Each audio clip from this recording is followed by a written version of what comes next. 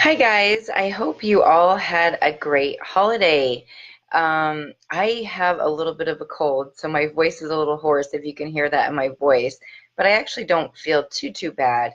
Um, but for those of you who don't know me, my name is Hillary Rank, and I help women look and feel great in their 40s and beyond. And if you have not already, please visit the site that is in the caption for this video to get your free guide to looking to the 5 secrets to looking and feeling great over 40.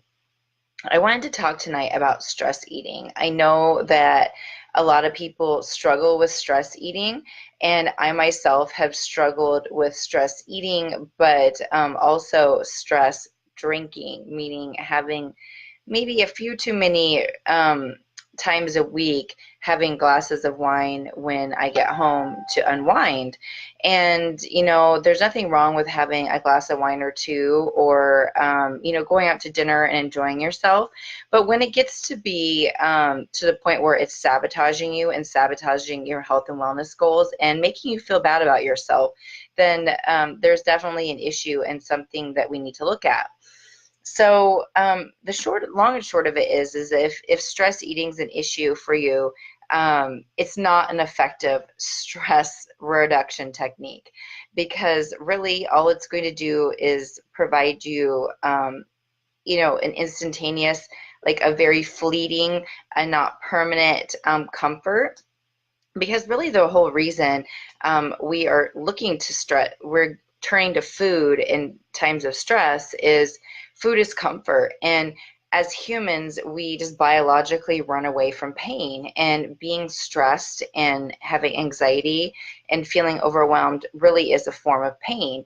So it if that this is your behavior, you're turning to food to comfort you. And as I said, it's very temporary. It might feel good in the moment to eat something that is really high calorie or high sugar and high in fat. And I guess it doesn't even have to be that. It could be you could be stress eating apples, but most likely when you're stress eating, you're turning to things that we would most likely turn to for comfort, and it's not apples and broccoli. It's probably higher sugar or higher carb or higher fat type things. So um, the first step is recognizing that you are using food as a crutch and food to soothe your emotions, and acknowledging that you do not want to do that any longer, that you need to get a better stress management technique because it's really not reducing your stress.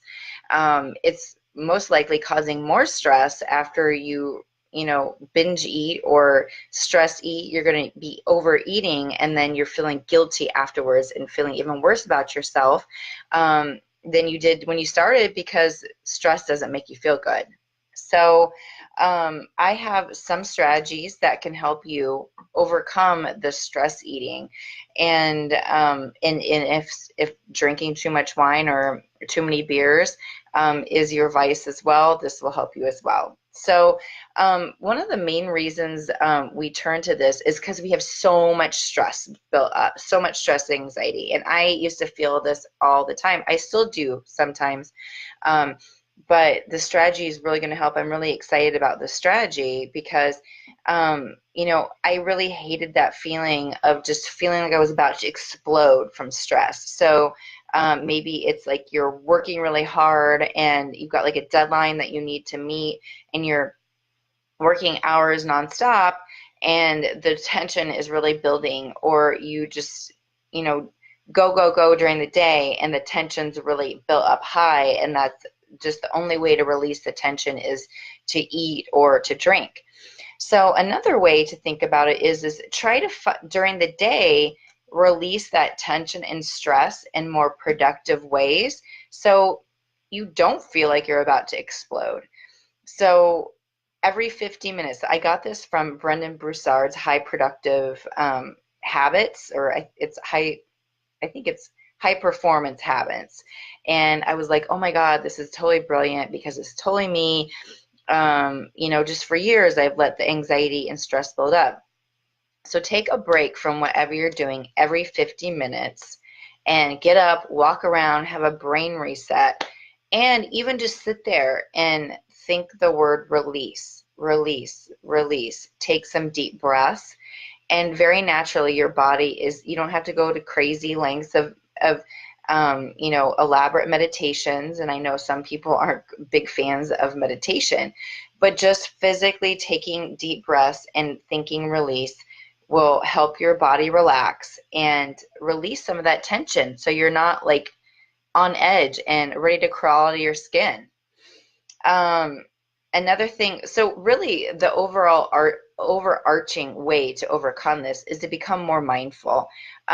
So many of us just go through the day just mindlessly going through behaviors and letting our thoughts run us and create actions and behaviors that do not serve us.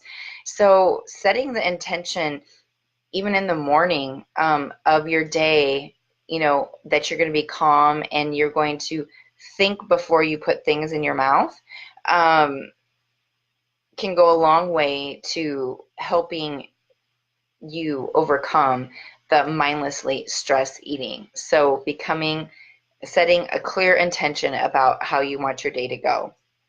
How many of us just wake up in the morning and just roll out of bed and just start our day and don't set an intention, don't really have a great way to start the day? I'm a huge believer in a morning routine, but that in of itself is not the end all be all. But um, having some kind of way to mindfully go about your day is super important. And this goes along with setting intentions. It's plan your meals the night before and don't deviate. So making a plan.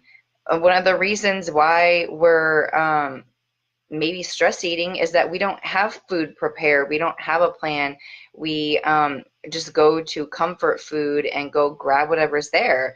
So I'm starting to meal prep, and you don't even have to meal prep elaborately. You can just decide what you're going to eat the next day, even if it's going out to lunch. But you stick with that, with what you decided to eat, and you don't eat anything else. Because once you do, you know that you are deviating from the plan, and most likely it's because of some kind of emotion.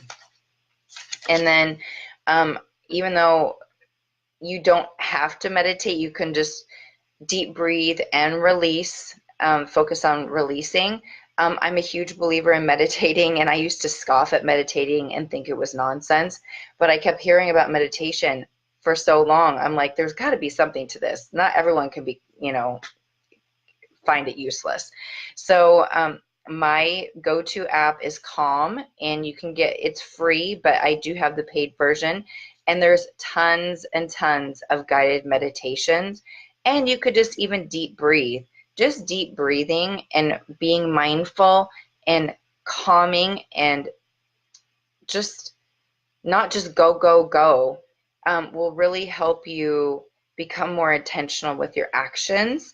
So taking time, like a few times a day, even just 5 minutes to meditate, will really go a long way.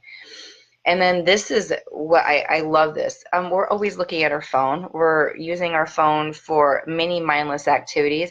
Why can't we use it for mindful activities? So this was another suggestion from Brendon Broussard. I heard it on a podcast, is set reminders on your phone, on your calendar, for mindfulness. So whenever your likely times of eating, you could set a reminder for being mindful and not to just eat from emotion and eat without thinking. You just having that reminder can make you pause and help you not go off the rails.